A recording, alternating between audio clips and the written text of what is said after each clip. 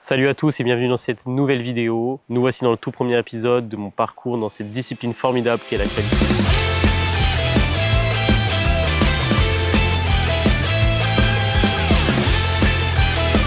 Alors il y en a certains d'entre vous qui doivent rien comprendre, ils sont venus ici voir un mec aménager un van, puis ils voient maintenant un gars se suspendre à des anneaux en plein milieu d'une forêt. Et bien toutes ces personnes, je vous invite à aller voir la vidéo précédente. Et pour les plus assidus, et bien vous savez que dans cette vidéo, on va principalement parler de sport. Pour débuter la calisthénie, je me suis procuré le livre de Brieux Le Dantec. C'est un youtubeur francophone qui a, je pense, contribué à démocratiser la calisthénie en France et il est aussi très célèbre pour son Bonjour tout le monde, bonjour tout le monde, bonjour tout le monde, que beaucoup d'entre vous reconnaîtront sûrement. Son livre, je l'ai trouvé hyper intéressant et pas seulement sur la partie technique et sportive, mais aussi sur tout l'aspect mental.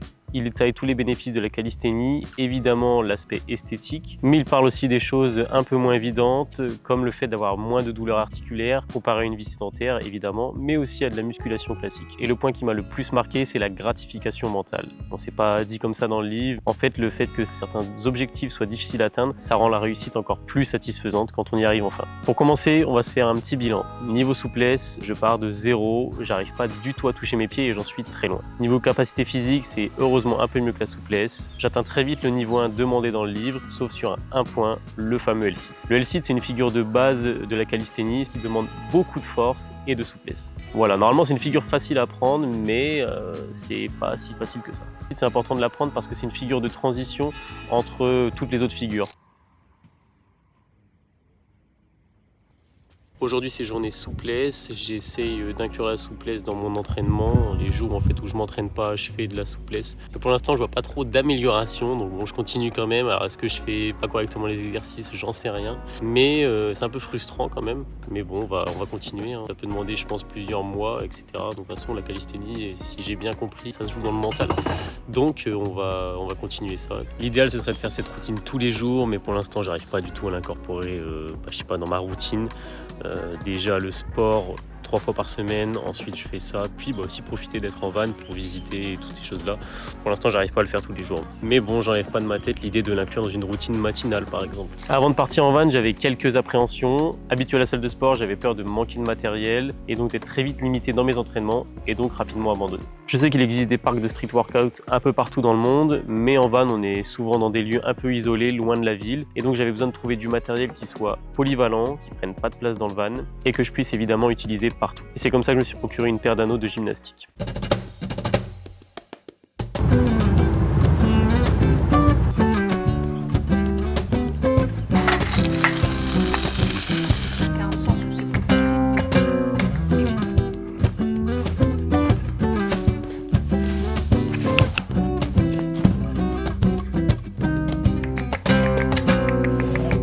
Bon, ça y est, c'est fixé, ça m'a l'air plutôt solide, donc il n'y a plus qu'à s'entraîner. Le seul truc que j'oublie tout le temps, c'est de prendre le petit tabouret pour en fait fixer les anneaux assez haut pour pouvoir faire des tractions complètement droites et pas devoir plier les genoux.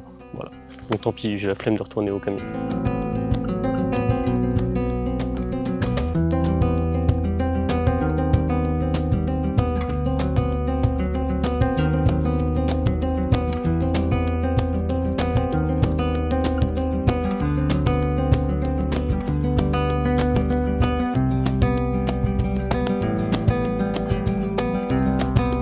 Les anneaux, c'est un outil hyper polyvalent, on peut faire vraiment une multitude d'exercices avec. Et ce qui est bien, c'est qu'ils ne vous imposent pas un mouvement fixe, c'est eux qui s'adaptent à vous. Et ça, c'est pas mal pour éviter les douleurs articulaires. Ah oui, il y en a certains d'entre vous qui vont dire « Et pour les jambes, tu fais comment avec tes anneaux ?» Eh bien, à toutes ces personnes, je vous dirais d'essayer les pistol squats. Et vous viendrez me dire en commentaire ce que vous en pensez. Regardez derrière moi aujourd'hui, vrai parc d'entraînement, ça fait plaisir. Mais bon, la contrepartie, c'est qu'on a dormi sur un parking pour ça. Enfin, on n'a pas dormi sur un parking pour avoir le parc d'entraînement, on a dormi sur un parking pour visiter la belle ville de Coimbra. Faut pas vous cacher que ces derniers temps, les entraînements, c'est assez chaud. Mais genre vraiment chaud, hein, il fait 40 degrés à l'ombre. Donc c'est compliqué de s'entraîner et les entraînements sont difficiles. J'essaie de m'y tenir et de faire mes entraînements, mais c'est pas toujours simple. D'ailleurs, j'ai l'impression d'avoir un peu progressé au L-sit. Sur les petites barres parallèles, j'arrive à déplier un peu mes jambes, mais pas encore à angle droit. Il me manque de souplesse et aussi de force.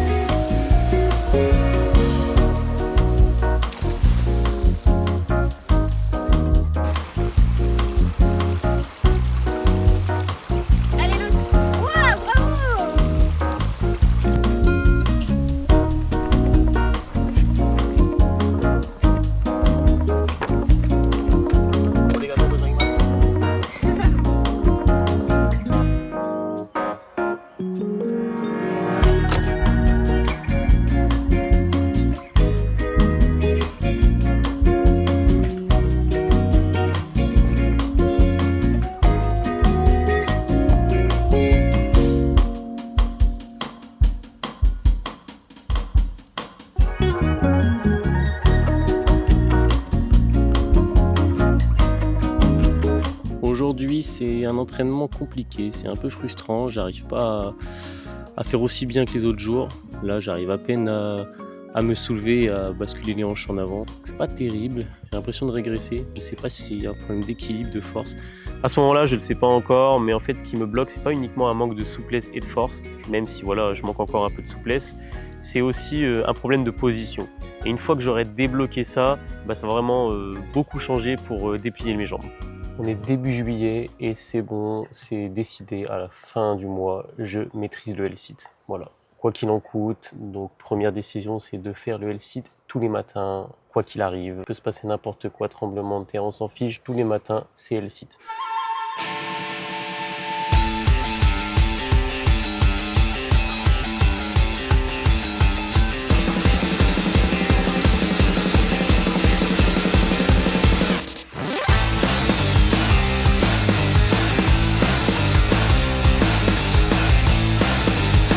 Bon les amis, c'est jour de vérité, on est le 30 juillet et il est temps de savoir si je maîtrise le L-sit. Pour passer au niveau d'après, dans le livre de Brieux, il est dit qu'il faut faire 10 tractions, 20 pompes, 10 pistol squats de chaque côté, 1 minute de gainage, 12 dips et le L-sit pendant 10 secondes.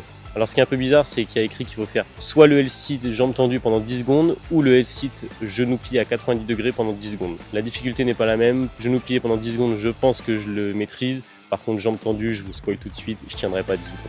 Tu viens me soutenir pour le challenge ?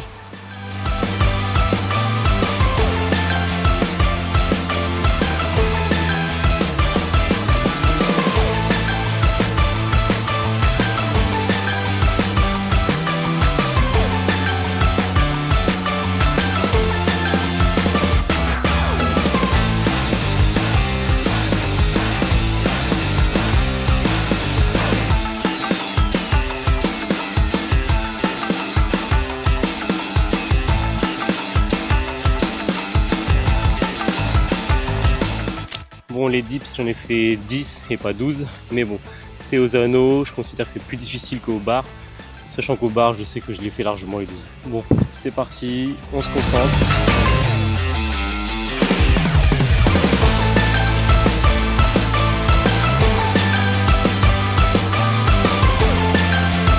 Bon, on est très loin des 10 secondes, on est d'accord, et je pense qu'on a l'impression que mes fesses touchent. Mais je vous assure, elle ne touche pas par terre. Je vais essayer de le faire genou plié à 90, on va voir ce que ça donne.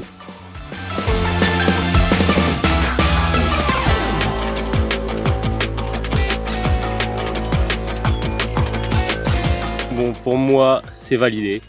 Je suis content du chemin que j'ai parcouru jusque-là.